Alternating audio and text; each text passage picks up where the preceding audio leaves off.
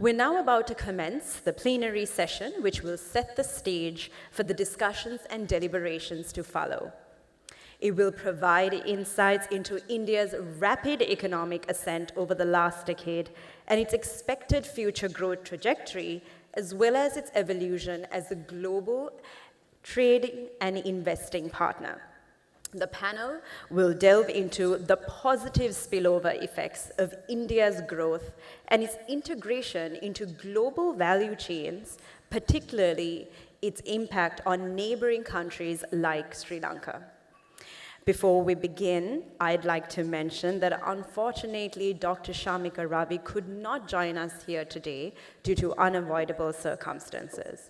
However, we are very fortunate to have with us Professor Sachin Chaturvedi, who will join us online and set the context for the panel discussion to follow. Professor Sachin Chaturvedi is the Director General of the Research and Information System for Developing Countries, who is joining us virtually to share his expertise on India's economic trajectory and opportunities for the countries in the neighborhood. With his extensive experience in working on issues related to development. Please note that Professor Chaturvedi will need to leave a bit early. Therefore, we really encourage everyone's questions to be submitted to Slido as early as you could, so they could be taken up first. Professor Chaturvedi will now be joined by our distinguished panelists, and I would like to invite our panelists and moderator to please come up and take your seat on the stage as I introduce them. First, I'd like to invite Dr. Sanjay Kathuria, who will also be joining us virtually. Dr. Kathuria is a non-resident senior fellow at the Institute of South Asian Studies at the National University of Singapore. Previously, he has served as a lead economist at the World Bank. He's a renowned economist and a commentator on economic development, growth, and integration in South Asia. Next, I'm happy to introduce Ms. Subhashini Abesinghe, who is a research director at Verité Research and a well-known Sri Lankan trade economist. With extensive experience working in the private sector, she has contributed significantly to reducing domestic barriers to cross-border trade and investment, as well as improving the ease of doing business in Sri Lanka. Finally, our panel will be moderated by Dr. Nishan Demel, the Executive Director of Verité Research. Dr. Demel is one of Sri Lanka's most respected and influential economists with extensive experience in academia, public policy, and the private sector. Before we move forward, just a quick reminder once again, you can access the detailed speaker profiles using the QR codes and Slido for where you will be able to submit your questions for the Q&A to follow, also using the same QR code, as we will be relying on Slido for the entire Q&A session. Thank you very much. Yeah, I think hi, hello Sachin, good to see you. And I think you've been introduced and now we can also see you on our screen. So we invite you to commence your opening remarks.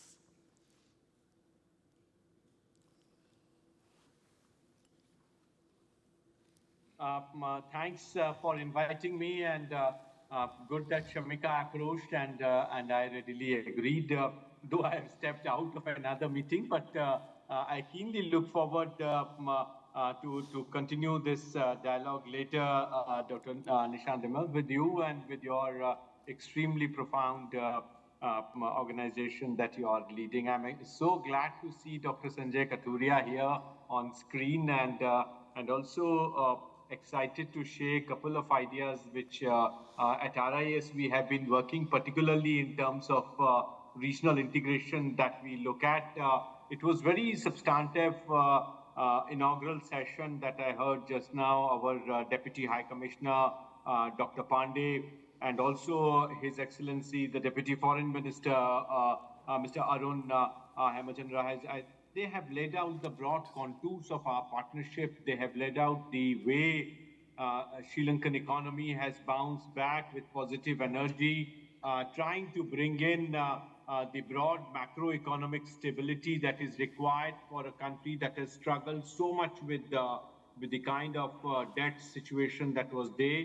But I think now Sri Lanka is better equipped and bringing in the economic stability that is needed, particularly through the fiscal prudence that the Honorable Minister mentioned about, but also in terms of clear signs of revival. And I had the opportunity of meeting your central bank governor the other day in Mumbai, and we had detailed discussions in terms of the plans for the foreign direct investment, the maritime hub, the efforts for blue economy, and also Sri Lanka's continued commitment for regional connectivity hub, particularly through the idea of blue economy. And I think this is absolutely fascinating to note, Dr. Nishant, that we are trying to see how Sri Lanka and India can work together.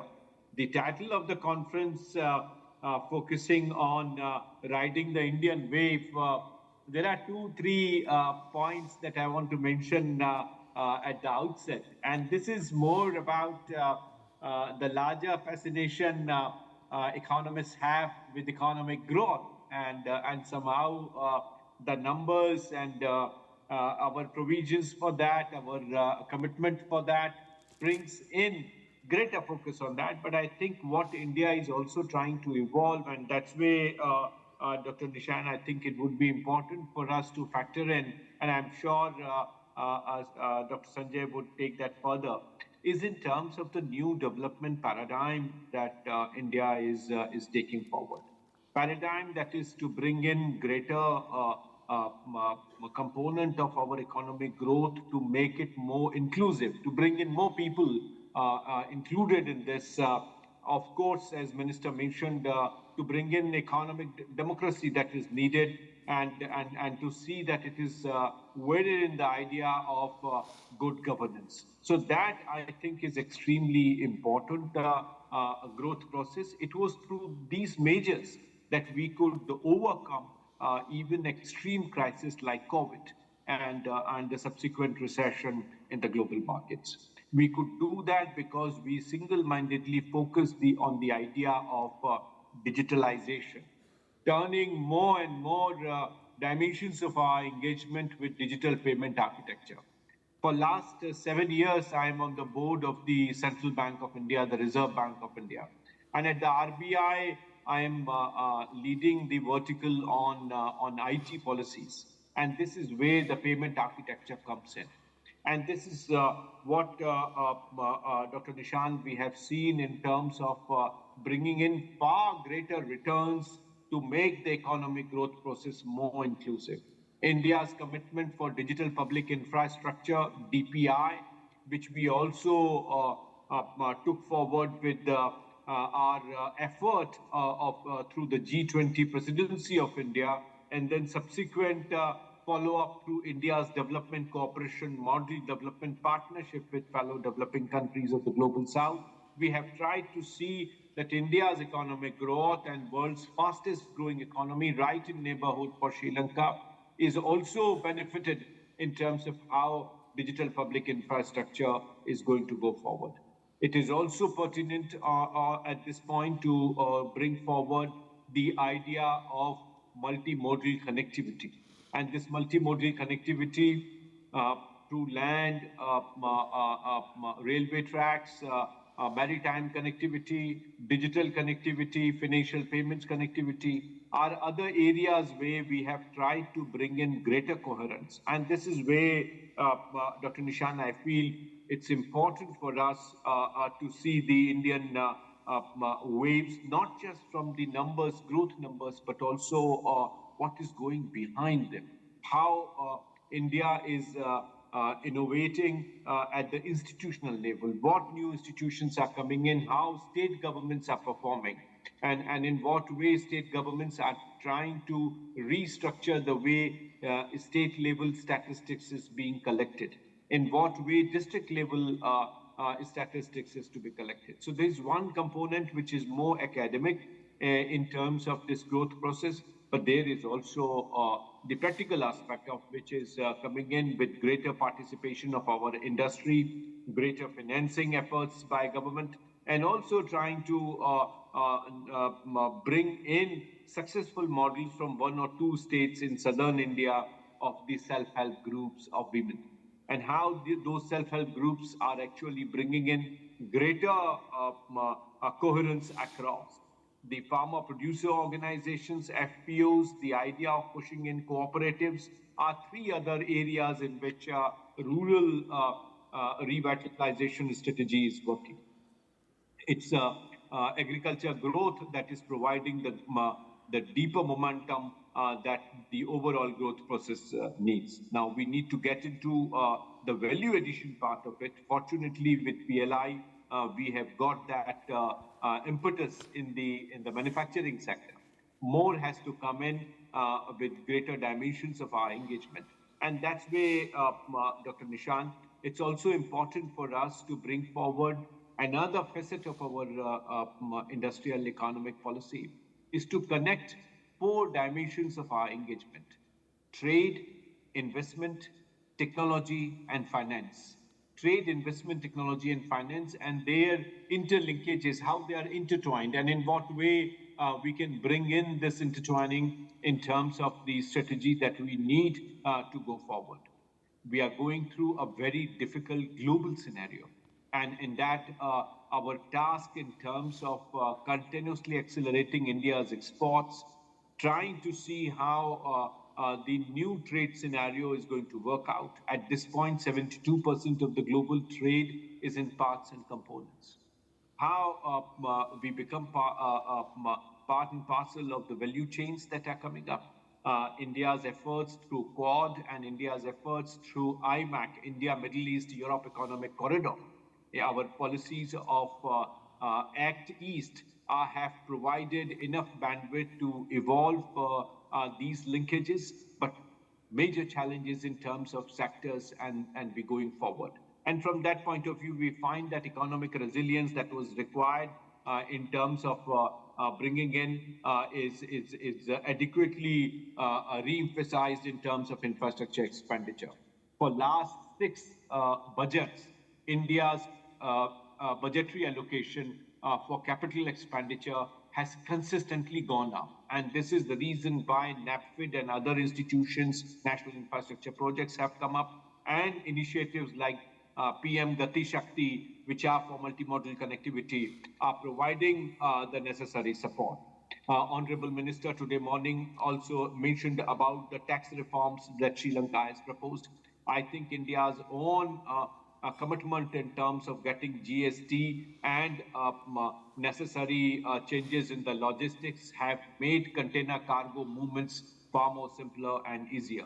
That has also given initiatives in terms of how we grow with less carbon footprint. What are the ways we can reduce carbon footprint? What are the ways we can really bring in the digital payment architecture possible? Those are the issues which are of great significance.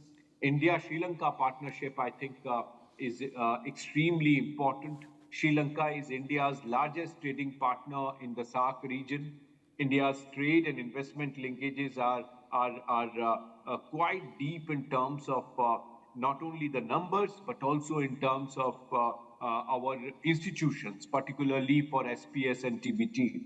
Our bilateral mutual recognition agreements, 17 of them across different sectors, are extremely important, and we need to evolve them and take forward the way it is required.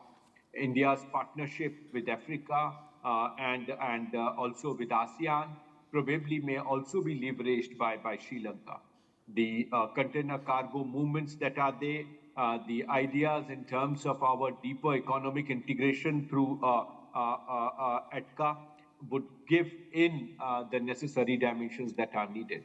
Come BIMSTEC summit, we would be freezing in the free trade agreement. This would give new bandwidth to our partnership. It would also bring in the dynamic economy of Thailand within our ambit as part of development cooperation and also as part of our development partnership in the region. It is also pertinent here, Dr. Nishant, to bring forward the idea of engagement with issues which are important for us to take forward. There are 4 issues which I would very quickly like to point out. Number 1 is in terms of technology cooperation. This is important in terms of new manufacturing that we need. Sri Lanka's continued edge over textile sector, it has to be further nurtured.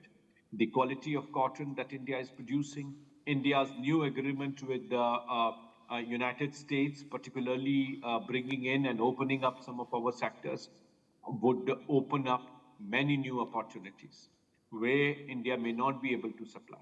Sri Lanka-India partnership can help capture a much bigger market than ever imagined before. So technology would be extremely crucial with these new opportunities. And our cooperation in the education sector, our cooperation in our frontier and advanced technologies are extremely important. The second is in terms of continued efforts for agriculture, productivity, and new R&D system. India has given greater emphasis on agriculture research and cooperation. Our efforts in terms of new technologies, I think, is going to be very, very useful for Sri Lanka to ensure future fluctuations that may happen in food security and nutritional security, given the fact that many other countries are facing n number of challenges that are there. And for that, agriculture research scholarships that are needed, the cooperation that in the realm of STEM would be needed, I think we should strengthen that. The third is in terms of trade linkages. Sri Lanka-India FTA is an exemplary framework in terms of how countries can have partnerships even when size of the economies are at very different levels. And this, I think, is an important component.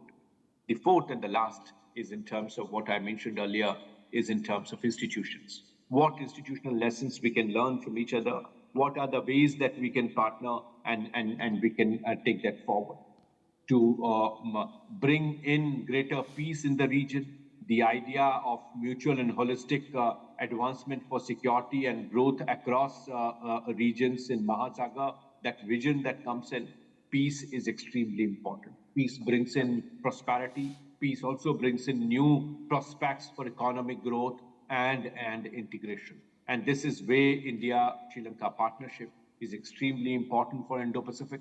It is also important in terms of how trade and commerce is linked along with finance and technology. With these words, I stop here, Dr. Nishan, and would be open for some questions. Thank you. Thank you, Professor Survedi. I must say I'm so glad to have RIS here with us today.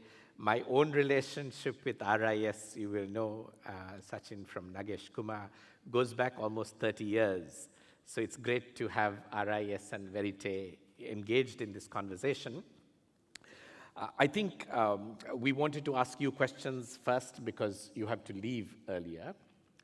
And I think you outlined very nicely sort of 3 elements of what is needed in going forward.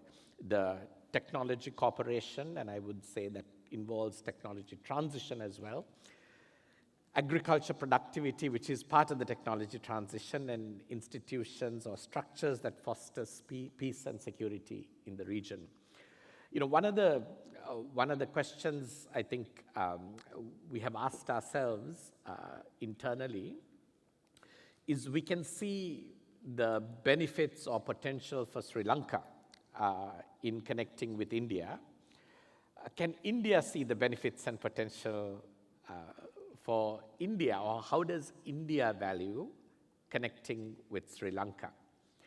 I think we're all familiar with, or the economists here know that we talk about this growth model called the flying geese model.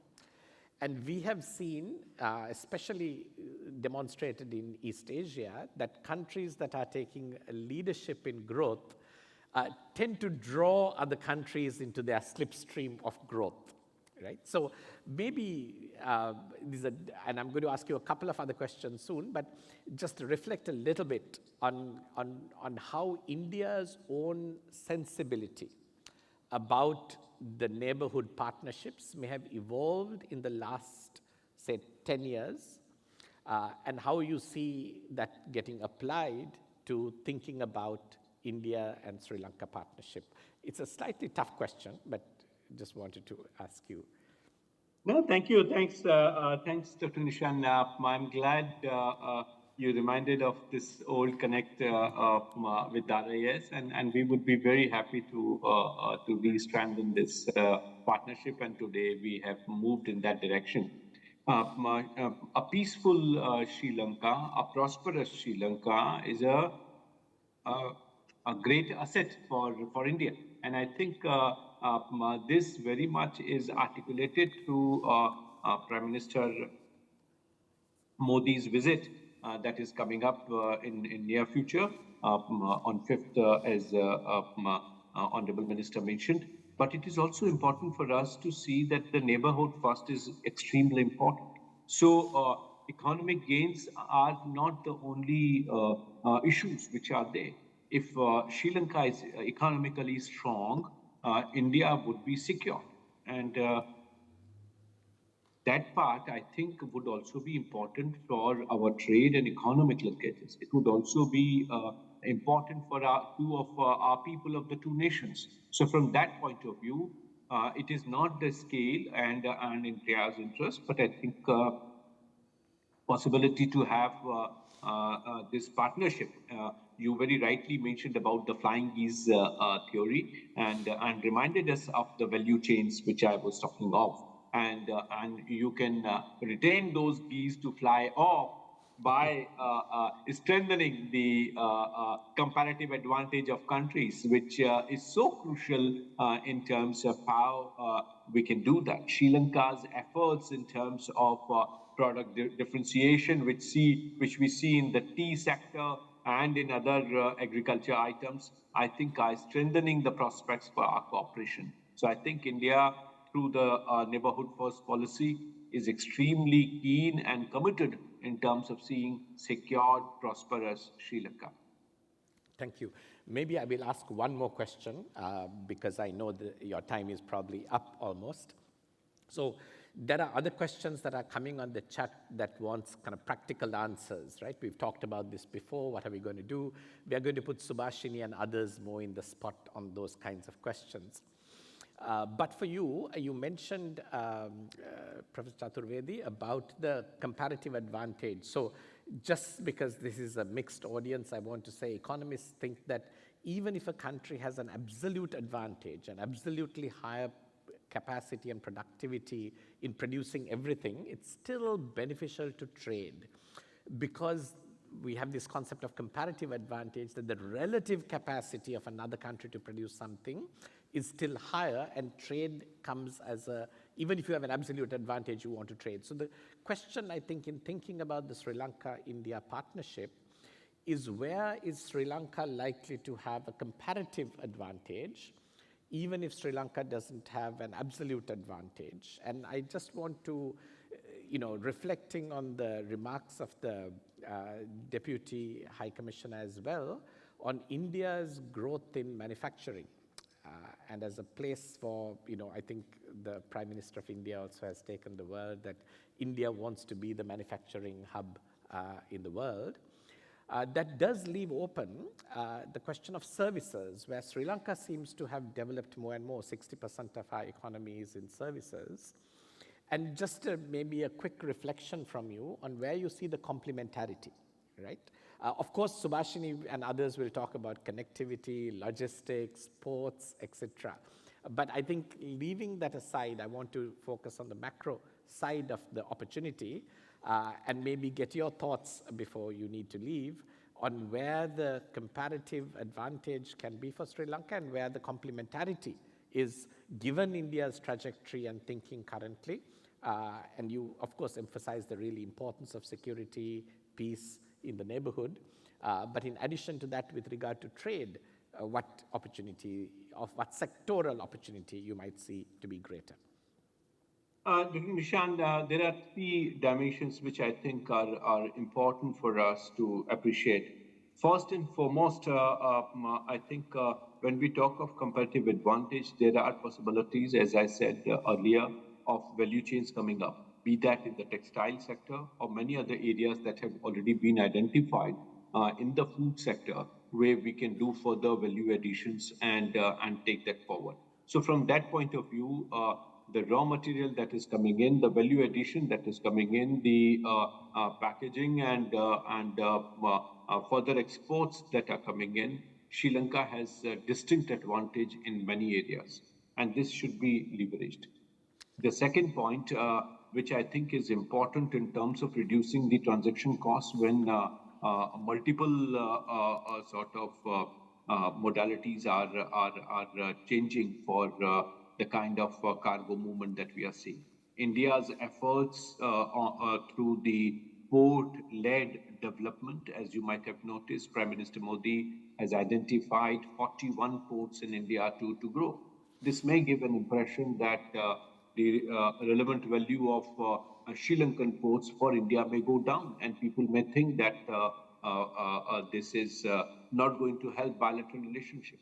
But that's where I say that the complementarities in cargo container movement, particularly as part of a larger framework in terms of getting CNG container cargo movement from Mozambique, which India and Japan at some point were thinking, and processing CNG in Sri Lanka and then supplying it to other countries. The undersea cables for electricity supply are areas where energy security can come in. So my first point is in terms of identifying the value chains, working closely and see the complementarities. The second is in terms of identifying the larger connect of India's economic linkages, requirements, and where the complementarity lie in terms of energy security.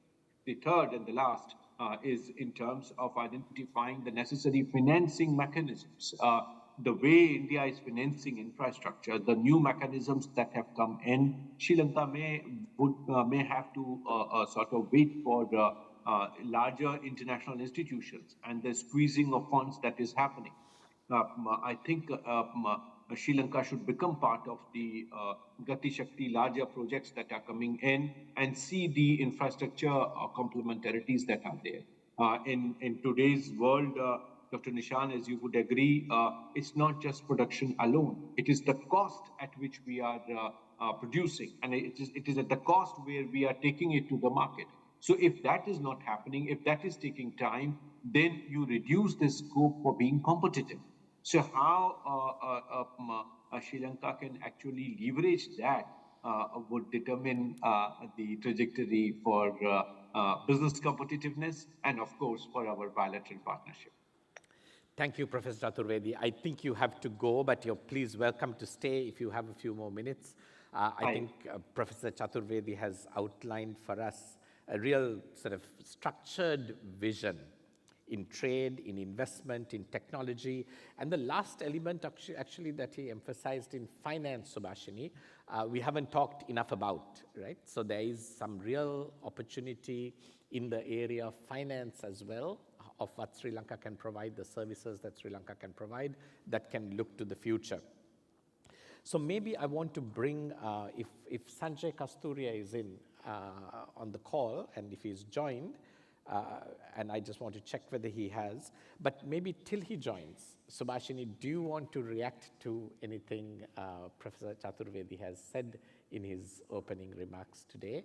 And then I will switch back to Sanjay Kasturia here.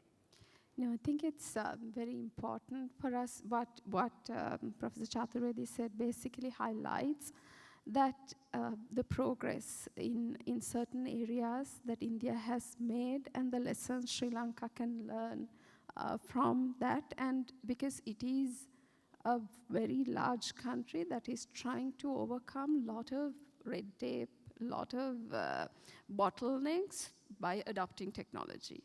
So it's trying to improve ease of doing business in a significant way by using technology. And that is very important for a small country like Sri Lanka. We have struggled quite a lot to overcome these bottlenecks and to adopt technology. So I think learning that journey, how did they got buy-in from all parties to actually come onto these platforms, adopt this technology, would be a very interesting area that Sri Lanka can basically learn from, given that Sri Lanka somehow has been struggling to move at that same pace. Okay, just checking, guys, is Dr. Sanjay Kasturia online? So he has joined, but we can't see him. That's the only problem. So, Dr. Kasturia, thank you so much for joining. If you could just say, acknowledge your presence and unmute yourself so that we know that you can hear us.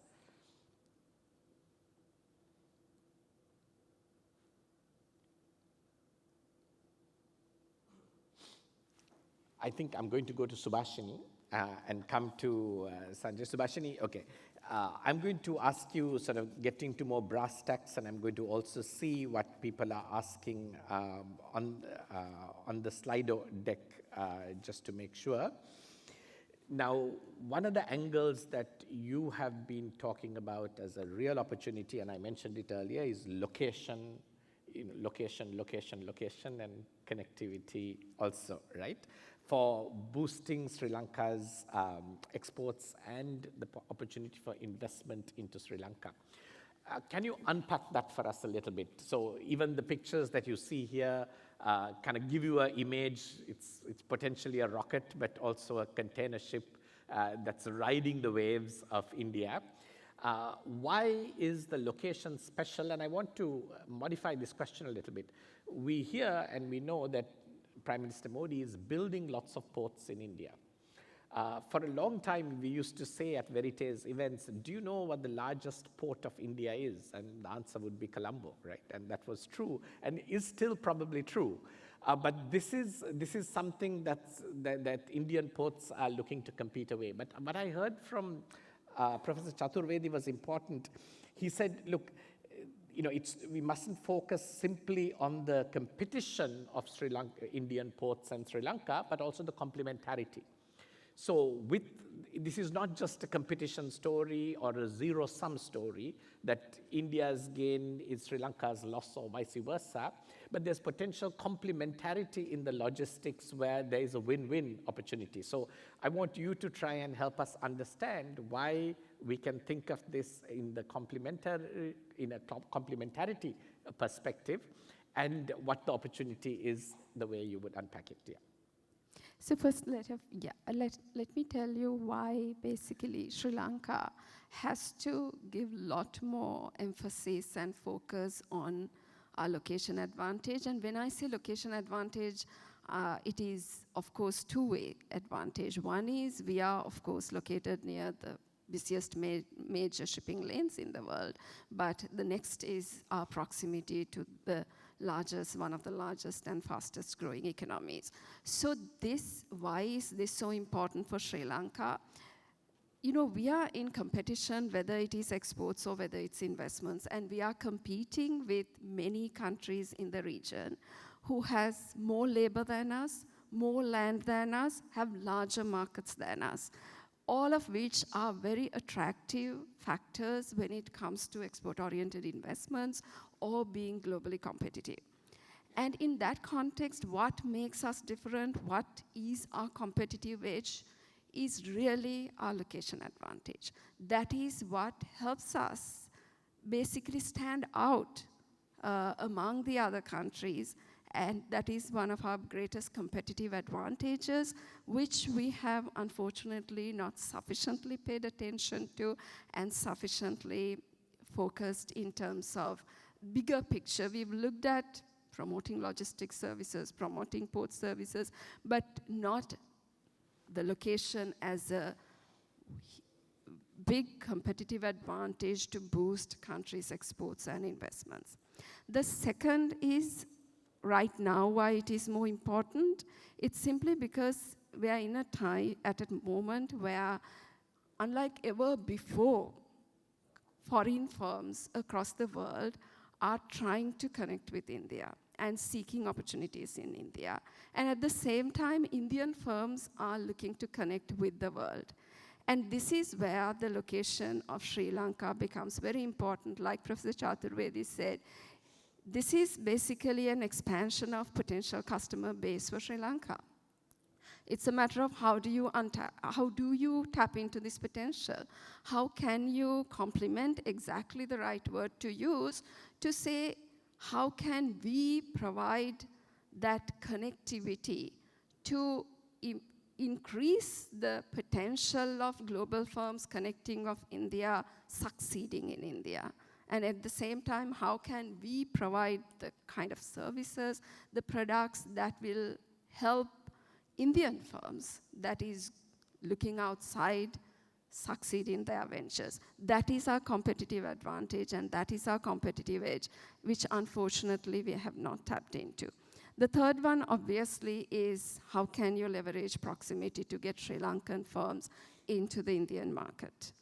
And here, in addition to the transport connectivity of being able to move people and goods faster and at a lower cost from Sri Lanka to India, there is also this other aspect that helps Sri Lankan firms maybe connect with Indian consumer better than firms from other parts of the world, is our similarities, our cultural, historical, religious linkages, which can actually translate into an advantage in business. It is the food we eat, to the dresses we wear, to our love for cricket, to our belief in astrology.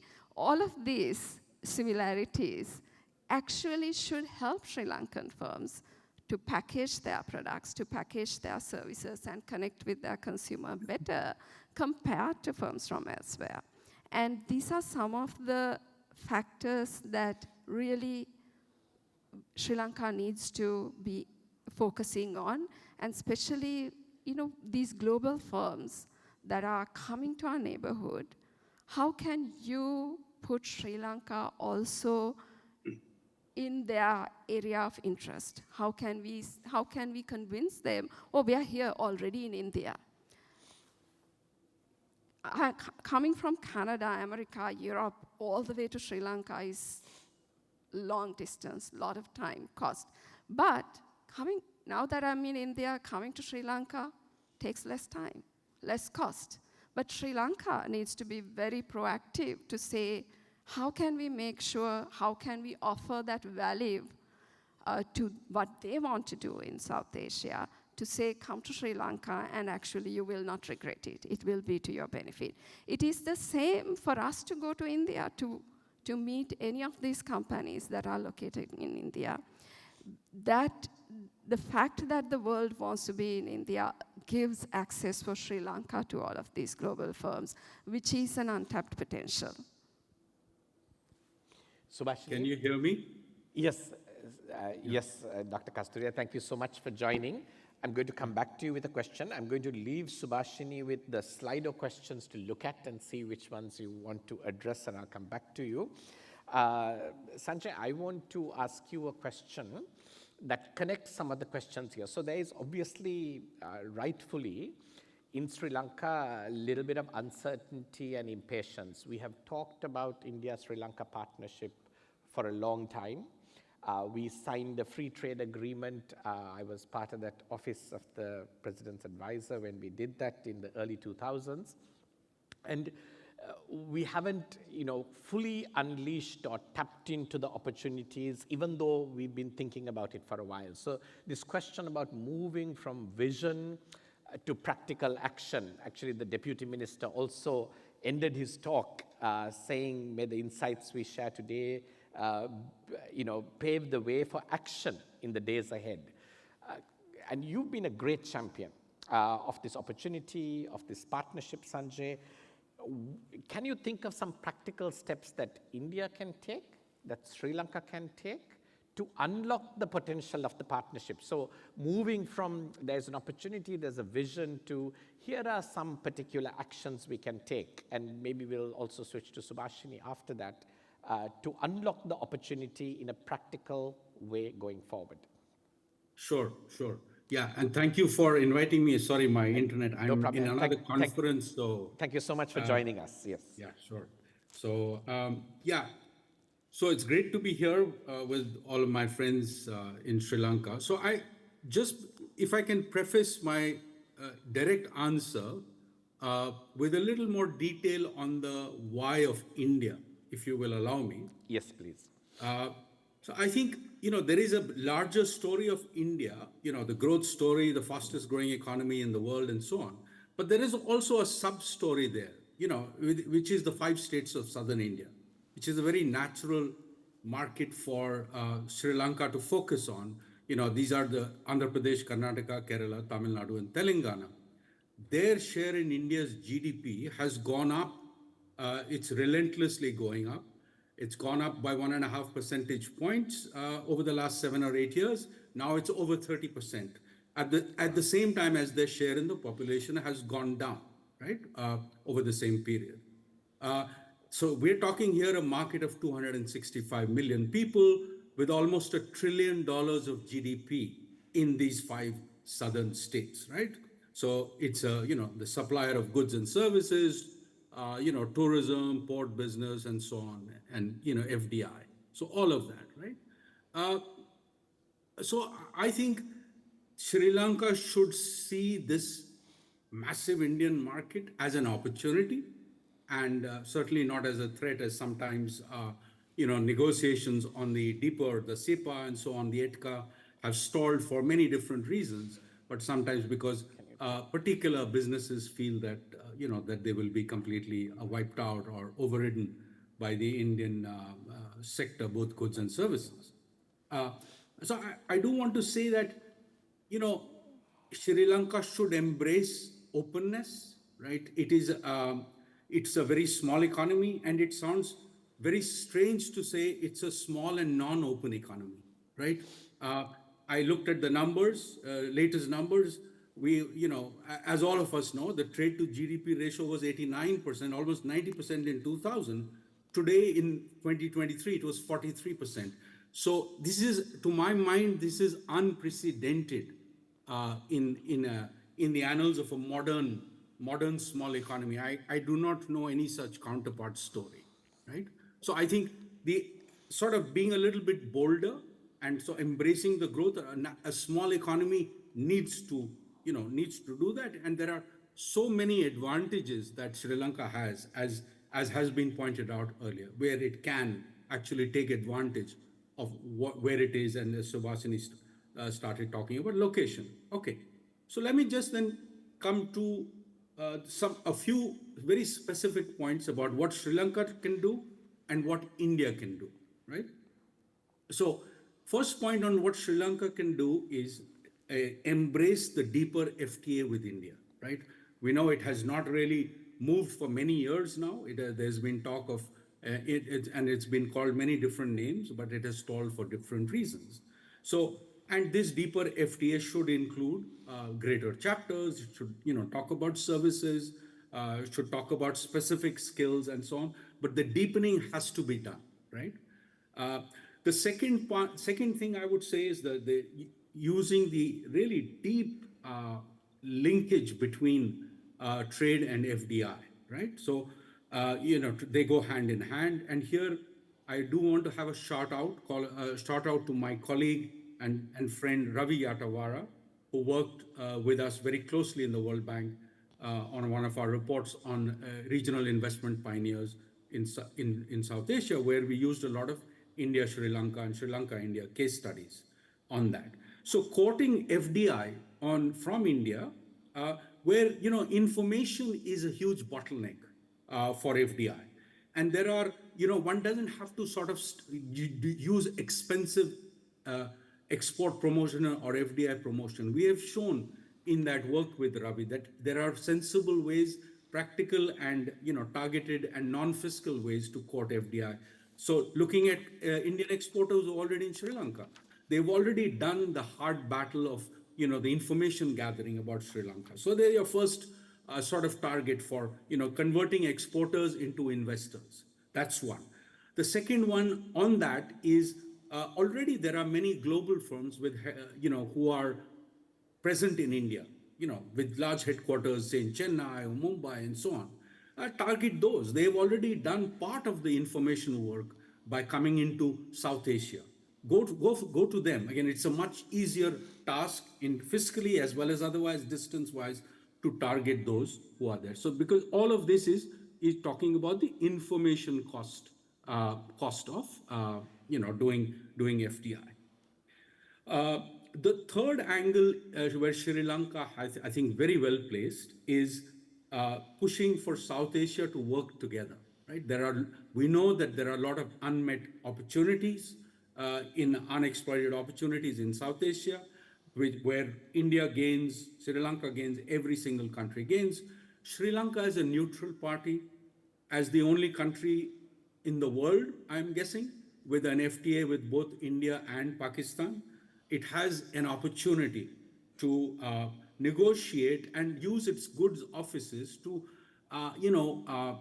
start bringing, there's been no discussion on trade, or at the SAARC level, for the last over a decade now, right? So I think it can use its leverage. And then in terms of logistics and so on, I think Suhasini spoken, and I think the port, there is a fantastic advantage that it has, and there are complementarities. It's never a lose-lose in trade. There are win-wins. The more you trade, the more the opportunities grow. There are opportunities for intra-industry trade. Sri Lanka has lots and lots to offer there, both in raw materials and services, two-way skills exchange, and so on. We know lots of Sri Lankan FDIs in India to exploit the Indian market. So, so it's a two-way street. Sanjay, I'm going to come back to you with the second part of the question after going to Subhashini, but let me just sort of summarize some of the things you said.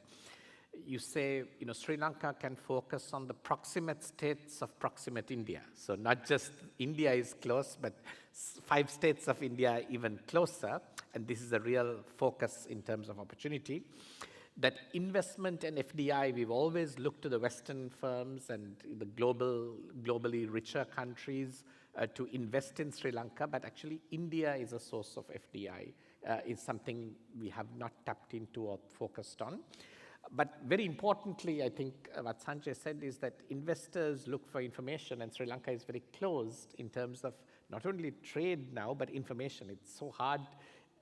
What we often say is that we can get more information on business and trading opportunities in India from Indian websites than we can get from Sri Lanka. So Sri Lanka's information closeness, which is part of a closed government mentality, may not be just a problem for Sri Lankans, it may be a problem for Sri Lanka in attracting investment and FDI, and we have to really look at it as an obstacle that needs to be solved for Sri Lanka's growth. And I think that was a very important reminder you gave to us on that.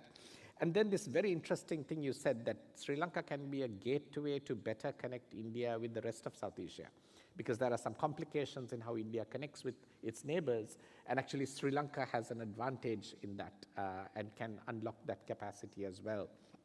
When I come back, I'm going to ask you, what can India do? Okay, so these are all things that Sri Lanka can do. What can India can do? And after we finish that, we'll take the break after I go back to Sanjay, because we are running 10 minutes late. But Subhashini, you've seen a bunch of questions, and I'm going to let you pick the questions you answer. And if you don't pick some of them, I'm going to bring them back up for you, because we do want to respond to the audience, and especially those who have given their names and asked questions. I'd like to respond to them. Yeah. So I think some of the questions connected to non-tariff barriers in India, how can you overcome them? How can you work together? And also non-tariff barriers in Sri Lanka for both for trade and also restrictions on investment. So let me give I'm sure some of those details will be discussed, especially on maritime connectivity and others in the following sessions. So to give a very broad answer about what Sri Lanka can do, whether it's non-tariff barriers or any other restrictions, to be able to actually tap into this potential. I'll put it in 3 ways. First, Sri Lanka has to work on what a lot of people highlighted, our own domestic barriers to trade and investment. We have many, and we've discussed many, right? So if Sri Lanka is not going to double down on its own domestic barriers, it can be the regulations, it can be various restrictions, it can be the red tape, it can be reluctance and resistance to adopt technology by our board agencies. All of this makes us less competitive, because actually we live in a region, if you go to the East and Southeast Asia, they have progressed far more than us in making it easier to do business within their countries and from their countries with the rest of the world. And actually in South Asia as well, many other the countries are basically progressing faster than Sri Lanka. So that is critically important. Second, a lot of people are talking about trade agreements. Sri Lanka has frequently shied away from trade agreements, but what we need to say is that also puts us at a competitive disadvantage when we are looking for FDI or exports, because a lot of our neighbors who are competing with us have trade agreements with all major economies, which means they are far more attractive to an investor compared to Sri Lanka, who's looking to invest on export-oriented industries. Third, another area that, especially because Sanjay talked about information barriers, while information is available in India, still when businesses want to go and do business in India, especially Sri Lankan SMEs, that is huge focus of the current government as well, they face large information barriers, from rules to regulations to standards to finding buyers to networking with potential business partners. And this is where many countries bring in what you call the economic diplomacy or the commercial diplomacy. This is where your embassies, your commercial sections in that country become your eyes and ears, that they hold your hand and they help you succeed. And that is, again, an area Sri Lanka has not invested in. To succeed, in my view, you have to do all three together. So can you summarize the three again? Work on the domestic barriers to trade and investment, double down on it. Work through free trade agreements to bring down external trade barriers like the tariffs, non-tariff barriers. Third, support your companies, increase your companies' ability to succeed. Market access through trade agreements doesn't guarantee market success. Market success depends on understanding that the rules of the game far better and strengthen our commercial sections, their ability to provide this assistance to Sri Lankan firms. Thank you. Sanjay, just before I come to you, I want to highlight this second thing that Subhashini said.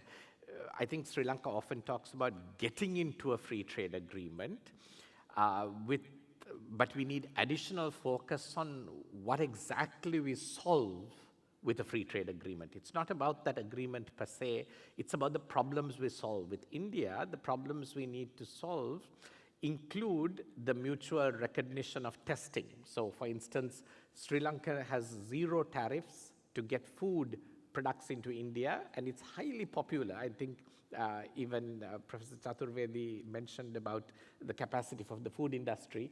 Sri Lankan processed foods tend to be very popular in the middle class Indian market, but run into problems of testing and time out of Indian ports, which is a problem that's actually quite solvable within a trade agreement. So I think focusing on the specific problems and private sector involvement is needed, that the free trade agreements can't be simply negotiated by the government. There must be a lot of engagement with the private sector to understand the particular constraints that need to be unlocked in getting that free trade agreement through and solving those problems. Verité, of course, has proposed some solutions that we'd like to see done, but I think that's really the focus on the middle part that you're talking about, and then the other angles of supporting businesses. I think I was speaking to both Canadians, I won't mention the names of the countries. They have hundreds of people in India, in their embassies, just supporting their businesses to succeed in India. Okay, and these are small countries sometimes. I was surprised and literally hundreds of people just supporting the economic entrance and integration of their companies into the Indian market. I think Sri Lanka may have just a handful or maybe a couple even, which just won't give the kind of support that's needed. We'll end with Dr. Kasturiya telling us, how do you see India playing a proactive role? We've talked about some of the specific things that Sri Lanka can do, and how we can, of course, encourage that forward as well. Over to you, Sanjay. Yeah, thank you. Yeah, so it's Kasturiya. Yeah. Kasturiya, sorry. Okay, no issues. Okay, no, I think it's good to follow on some nice deep points made by Subhashini. So I have a few specific, 5 or 6 points that I think where India can also work to strengthen this partnership. One is that make it very clear to Sri Lanka that it will encourage and keep the asymmetry on trade that is there in the current agreement. It will continue to work on that principle, on asymmetry. That is, in other words, for those who are not economists in the audience, that Sri Lanka will be allowed to liberalize slower, open up its market slower than India will. So it's a early harvest for Sri Lanka, a later harvest for India. So that's the first point. Excuse me. Then this issue on which you raised, Nishan, and I want to take it up further, is this whole issue of what is this FTA?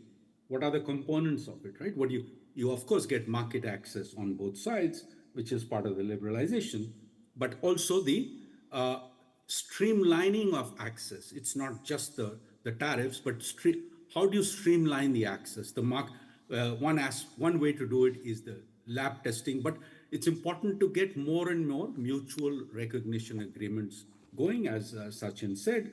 And India has done it through through the Food and FSSAI of India, and it can work. And India is providing some capacity building, I understand, but it can go much further in that and deepen that and take this up on a priority basis. I've been so many times to Sri Lanka. The fresh food is unmatched. The fresh fruits and all on the table. The quality, the taste. I think there is a lot can be done there on the how to meet the capacity demand, so that basically it flies in without any barriers, without any time taken at customs. On skills, that's one area where I find Sri Lanka quite reluctant to take in foreign skills. And we've heard this before. Ricardo Hausmann has pointed this out many years ago, but I think it needs to open. It's a small economy. You cannot produce all the skills. There is a two-way exchange on skills that is possible, and I think there Sri Lanka should, these influencers, thought leaders, and all need to push, and India can also, play its part on that. Yeah. Then I think India should also do the encouraging FDI through its, through information, its own FDI too, because, $10 to $15 billion is what Indian firms invest overseas. And Sri Lanka gets a tiny pittance of that. All of South Asia, less than 1%. And Saman Kelegama, our friend, talked about this many, many years ago, encouraging FDI. So encouraging Indian FDI to, to Sri Lanka, and also encouraging Sri Lankan FDI to Sri Lanka through in that process. Again, encouraging. There is already a lot of good stuff there. We know some very fine Sri Lankan firms are there in India, including, Brandix in Andhra Pradesh and so on. That I think that it's a two-way street. It's a win-win. So India can encourage that. And my final point is really that bringing all of this together, right? Trade, investment, and finance. So on the finance side, and Nishan, this is something that we even spoke of about a year ago when we met, is that India needs to work with itself and with some of its core global partners to offer a credible and transparent financing alternative to China, right? And it really needs to work hard on that to ensure that it is, it matches in a competitive way, but it does much better because it's much more transparent, and it's credible in terms of sizes and all of that. But it offers so that, countries in South Asia and in Sri Lanka see something real and tangible out there, as opposed to what right now they only see the Chinese offer on the table. So they take that, right? I mean, at least that's happened in the past. So I think working on infrastructure financing in a serious way, I think will be very useful for, cementing the partnership. Sanjay, thank you so much. That was very helpful, very practical. I just quickly run through the 4 things I heard Sanjay say and bring this session to a close, and ask Subhashini to make sure that some of the other questions get taken up in the following sessions as well, because we couldn't get through all your questions.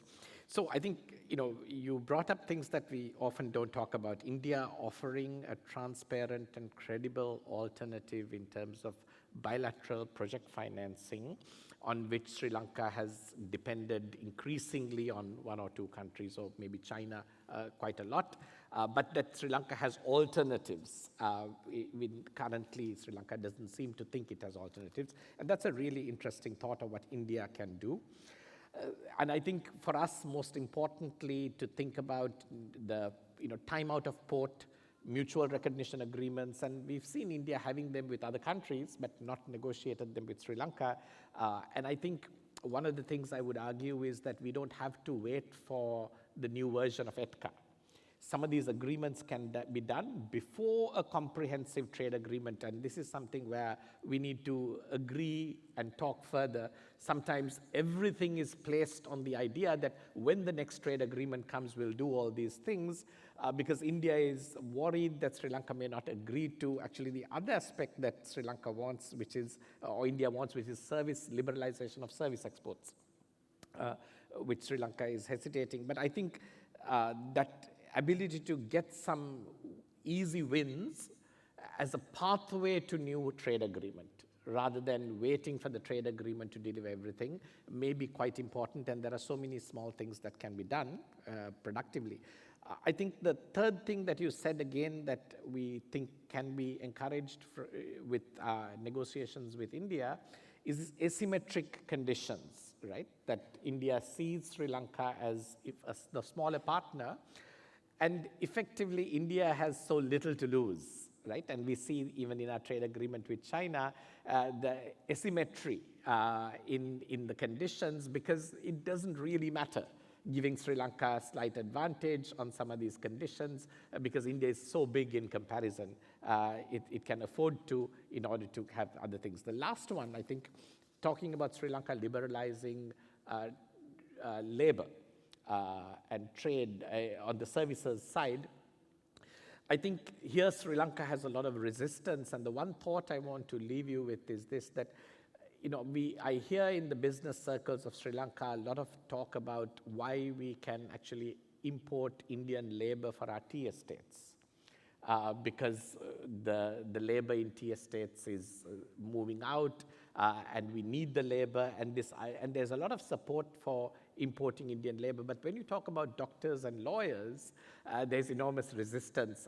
It's always a little puzzling as an economist to think that we want to compete away the wages of the poorest people in our country, but don't want to create competition for the wages of the professionals and the richer groups in the country. So I think we need some reflective thought on that in the business circles as well, that competition and bringing down the costs of these high-value areas can be good for Sri Lanka.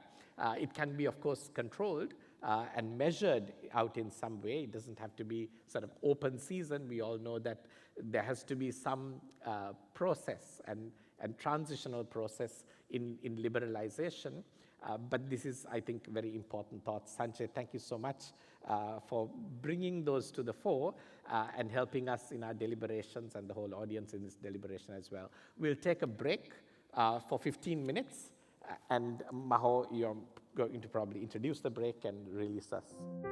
Verité Research is an independent think tank based in Colombo that provides strategic analysis to high-level decision makers in economics, law, governance and anti-corruption, politics and media.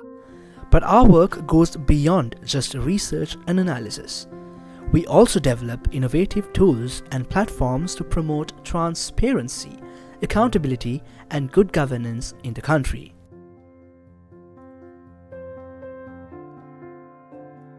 Verité Research Sri Lanka Economic Policy Group comprises of top economists in the field, such as our very own Dr. Nishanti Mel, Dr. Shanta Devarajan, Dr. Dilani Gunawardana, and Dr. Mick Moore. They've published 6 data-driven publications covering a range of topics from taxation to debt restructuring to social targeting and governance. The main aim of this group is to both inform and educate the public as well as engage with the government and policymakers to assist in sound decision making. Publicfinance.lk is Verité Research's platform for public finance related information in Sri Lanka. It aims to bridge the gap in information and understanding of public finance by providing insights and analysis on Sri Lanka's public finance. We have also developed 3 interactive dashboards under publicfinance.lk to provide real-time information on government performance, fuel prices, and infrastructure projects. Mantri.lk is another one of our innovations. It is the only one of its kind in South Asia, a pioneering trilingual website which profiles the actions and activities of each of the 225 members of the Parliament of Sri Lanka. Now, as an MP monitoring scorecard, Mantri.lk recognizes the need for accountability between MPs and the electorates. In doing so, it seeks to promote transparency and good governance to improve Sri Lanka's democratic framework. Finally, Verité Media, which offers a diverse range of platforms to improve public understanding of media and information in Sri Lanka. These include factcheck.lk, the Media Analysis, Front Page, and Ethics Eye, which monitors and analyzes media practices and provides insights into the pulse of Sinhala and Tamil-speaking public.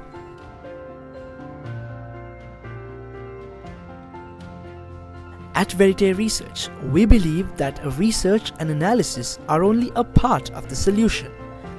We strive to develop innovative platforms and tools that promote transparency, accountability, and good governance in Sri Lanka.